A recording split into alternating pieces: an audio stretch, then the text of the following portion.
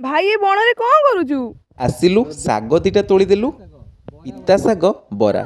ପୌଷ ମାସ ବେଳକୁ ପୋଖରୀ ଗଡ଼ିଆରୁ ପାଣି ଶୁଖିଲା ପରେ ପିତା ଶାଗ ସବୁ ପୁରା ଭରିକି ହୁଏ। ଆମ ଧୋଇଆ ଅଞ୍ଚଳର ଏଇଟା ସବୁଠୁ ବଢ଼ିଆ ଜିନିଷ। ପିତା ଶାଗ ନେଇକି ଆସିକି ବଡ଼ ବଡ଼ ମୋର ପୁରା ବଢ଼ିଆ ସେ ବାଛିଦେଲୁ। ବାଛିକି ବିରି, ଅରୁଆ ଚାଉଳ, ରସୁଣ, ଜିରା, ଶୁଖିଲା ଲଙ୍କା, ପିତା ଶାଗ ମିଶେଇକି ଗୋଟେ ପେଷ୍ଟ ବନେଇଲୁ। ତାପରେ କଞ୍ଚା ଲଙ୍କା, ପିଆଜ, ଧନିଆ ପତ୍ର, ଲୁଣ ଦେଇକି ସେଇ ପିତା ଶାଗ ବଟାରେ ଗୋଳେଇ ଦେଲା ବଡ଼ ବୋଉ ଭଲସେ। ଏଇଟା ମୋ ରେସିପି ନୁହଁ, ଏଇଟା ବଡ଼ ବଡ଼ ରେସିପି। ତାପରେ ସୋରିଷ ତେଲ ପକେଇକି ଚୁଲିରେ ଟିକେ ବରା ତାରିଲା ଭଳିଆ ସେକା ବରା କଲା ଭଳିଆ ସେକିଲା। ଅଳ୍ପ ତେଲ ପକେଇକି ସୋରିଷ ତେଲ ପକେଇକି ସେକିଲା ପରେ ଧୀରେ ଧୀରେ ଏପଟ ସେପଟ କରିକି ନଉଟେଇବେ।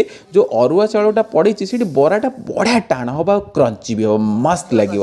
ତ ଏଇଠି ଦେଖୁଥିବେ ବରାଟା ପୁରା ହେଇ ଆସିଲାଣି। ତ ଫାଇନାଲି ପିତା ଶାଗ ବରା ଏଇଠି ରେଡ଼ି ହେଇଯାଇଛି। ଥରେ ଭାଇ ବନେଇକି ଖାଆନ୍ତୁ ଏଭଳିଆ ପିତା ଶାଗ ବରା। ମୁଁ ତ ଫାଷ୍ଟ ଟାଇମ୍ ପାଇଁ ଟେଷ୍ଟ କଲି, ବଢ଼ିଆ ଲାଗିଲା। ଆଉ ଆପଣ ବି ବନାନ୍ତୁ ଆଉ ଖାଆନ୍ତୁ, କହିବେ